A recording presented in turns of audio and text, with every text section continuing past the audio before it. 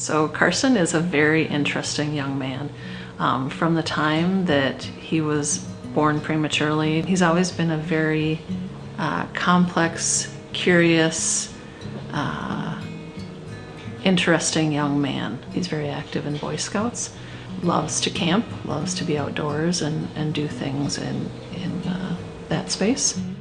Humor is a big part of his life. He wants to make people laugh, and he's very caring and very loving. He's an interesting kid. He's got a lot of different facets to him that make him super interesting. So we wake up on our second to last day of vacation. It's July 7th, and Carson says, I have a headache and stomach ache, and I want to go to the doctor right now. Why would you want to go to the doctor for a headache and stomach ache? And he was very insistent on going. So when we get to the Brainerd emergency room, we get this doctor who starts triaging Carson, and he's running this blood work, and he's doing this chest x-ray, and a part of me is like, why is he doing all of this? And we're thinking we're gonna get extra strength Tylenol, give him that, and send us home, you know? And it's a beautiful 85-degree day in July, right? I mean, we want to be back out on the lake. And he said, well, I moved to Brainerd 6 months ago, and I had experience working in children's in Arizona for 20 years. And my experience is 95% of the time when a 13-year-old young man comes in that is never sick, 95% of the time it is a heart issue. So there's no way he's having an issue with his heart, is what I'm thinking. And he comes back in the room and says, yeah, so I'm gonna send you off to Children's Minneapolis. You know, our heads are spinning because what in the world just happened to us, right? And he says, you're not driving, you're flying. He said, I did a test that looked at his heart, his liver, and his kidneys, and if we don't get him there soon, I'm not sure he'll survive. He's sitting right across from me. He looks completely fine. Suddenly, Lifelink shows up. 22 minutes later, Carson and I are at the top of Children's Minneapolis, and there's a woman that has her back to me, and she's doing an echocardiogram. I've never seen an echocardiogram in my life, right? Ultrasound of the heart. And I said to her, I feel like I've had a lot of schooling, but I didn't realize that the left side of the heart is so much bigger than the right. And that's where there was silence. And at that moment, I knew things turned completely upside down for our family. And this doctor comes flying in. Mrs. Gigstad, you're gonna go into full shock, and we'll do everything we can to save Carson, but he's in full heart failure. And they said, you're going to Mayo, because at this point we don't know what else to do. And Mayo has a transplant center, and if he does need a heart transplant, you're in the best place. So Monday morning, Carson and I got packaged up, went in the ambulance, got delivered to Mayo, and that was a whole new ball game. The best thing that ever happened to our family by far. And one thing that stuck out in that moment is when all the doctors and nurses were there rounding on him for that first day. And I remember Paul and Delaney and I, our daughter, staying in the room. And the doctors and nurses said, no, we want you to come out here and do the rounds with us. And they said to Paul and I, we will learn more from you than you will ever learn from us. And then they turned to Delaney and said, and as his sibling, you know more about him than anyone else. We need you here, you're part of our team. And to me, that was life-changing because they've always treated us just like family. And yeah, this is on Monday, and this journey had started on a Friday. And then on Wednesday, which is July 12th, they got him on the transplant list. So Carson had a poor functioning heart, which can result from a lot of different types of cardiomyopathy, or it's a fancy term for diseases of the heart muscle. And for him, it was mostly a dilated cardiomyopathy, where his heart is just very dilated and very poor functioning. He turned very quickly, within 4 days. Even despite IV medications and everything else, it was pretty clear his heart wasn't pumping enough blood out to the rest of his body to support his other organs. We would put in a VAD, an assist device, which would take over the pumping of the left side of his heart, take blood out of his left ventricle, pump it into his aorta, and kind of replace that function that he didn't have anymore, as a way to bridge him to transplant and have his other organs be healthy to get to transplant. So I'm staying with Carson while Kristen and Delaney take a break from all that craziness down in Rochester. And I'm in the hospital room with Carson, just hanging out, and the transplant surgeon comes in, and he says, I've got some news for you. I go, what? You know, I'm thinking the worst, of course. And he says, I think we've located a heart. We weren't home for 5 minutes and Paul was trying to call us, and we were bringing stuff in from the driveway, and then my daughter said, Dad says he has to talk to us right now, and my heart sunk because I thought the absolute worst had happened and I didn't want to go there. And he screamed into the phone, they found a heart, you have to get right back here. Man, I about fell off my chair. It was so exciting, and the cool thing was that there were other nurses in the room at the same time, and they broke out and cheered. They were like giving me hugs, and it was so incredible, and I just couldn't wait to call Kristen and tell her. And Tuesday morning at 6 a.m., I heard a helicopter land, and the nurse came and knocked on the door and said, I thought I could get through this whole thing. Said, Carson's heart is here. And as a parent, I was so excited, but I had mixed emotions because I knew that some other parent had just lost their child, and that was horrific. The medical transplant team did a great job of walking us through and saying, this is what donors want to do, right? They want to make an impact, and this is how they're making an impact. And you have to remember as you go forward, that was their choice, and they gave your son a second chance at life.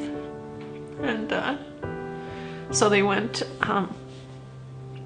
into the surgery, and they convinced us to leave the hospital and to go across the street. So we went to Canadian Hunker, but I was, not really interested in eating, and I was more thinking what was going on across the street. And when the waitress came, she said, oh, you're not eating much. And I said, I can't. I said, my son's over there getting a heart transplant. And she said, a what?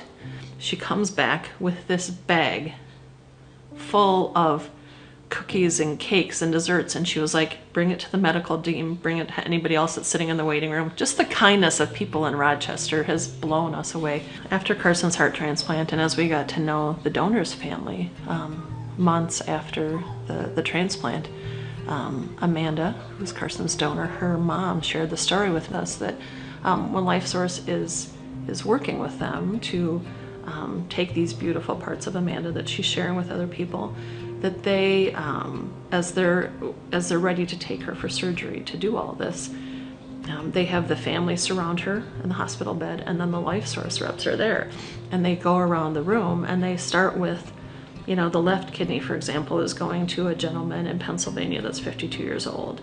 The right kidney is going to a man in Wisconsin that's 70 years old.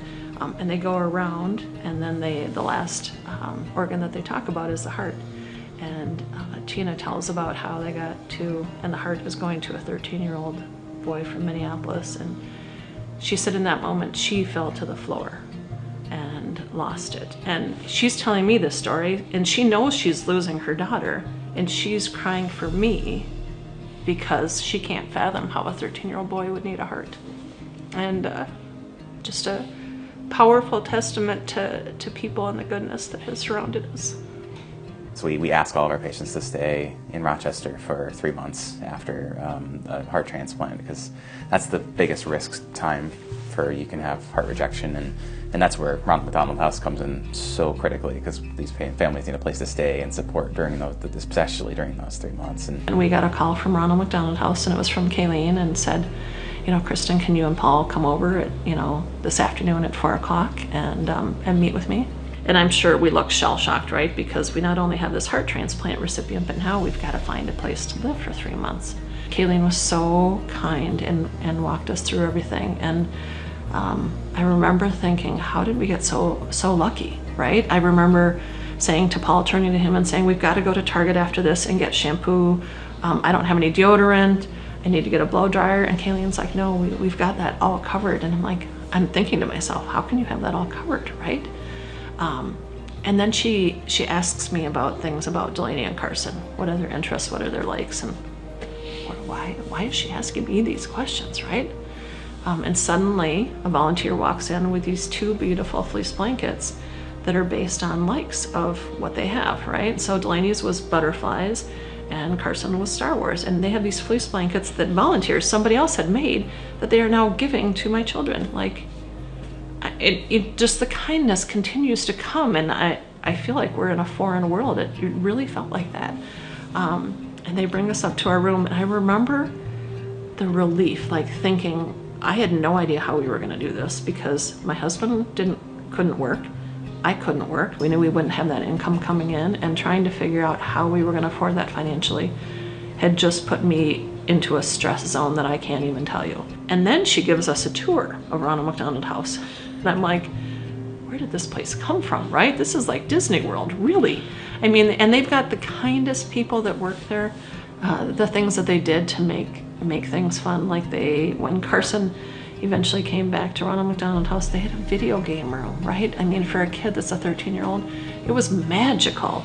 My daughter, who was 16 years old, who just had her life ripped out of her, right? Because she's now got this brother who she's watched almost die in front of her, spent days in the art room creating things because that was how she healed.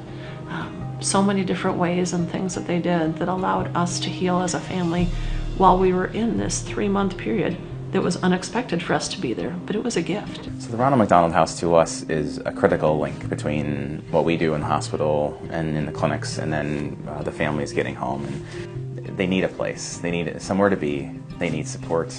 They need things to do. They need activities, and they need a community. I honestly don't know that we could do what we do without it. We need that support for those families, and that place to stay and that community. It's an amazing place. I mean, you don't have to worry about anything. You just walk in the door and it's like you're at home. Food's there for you if you need it. Somebody to talk to if you need it. The staff's amazing. Rooms are great.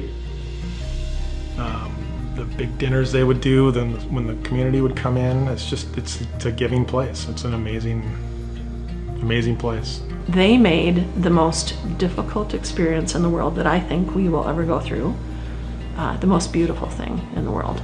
From the medical team to Ronald McDonald House, it was life-changing.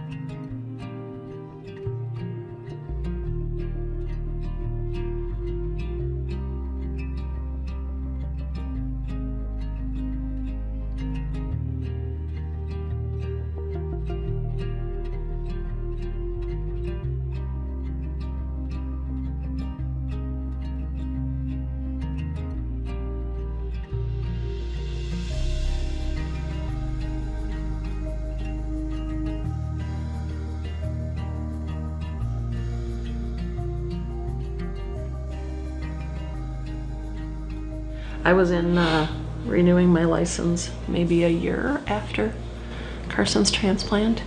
So being the vocal person that I have become since this transplant, and me seeing really how you never think it's going to happen to you. You never do. And then it does. And I remember standing there with my piece of paper, and the poor woman that was working there, I said, if any of you aren't organ donors, you need to become organ donors. See the paper, check the box. My son received a heart transplant last year and we never expected it, and I would ask you all to sign the box. And the people there were like, what?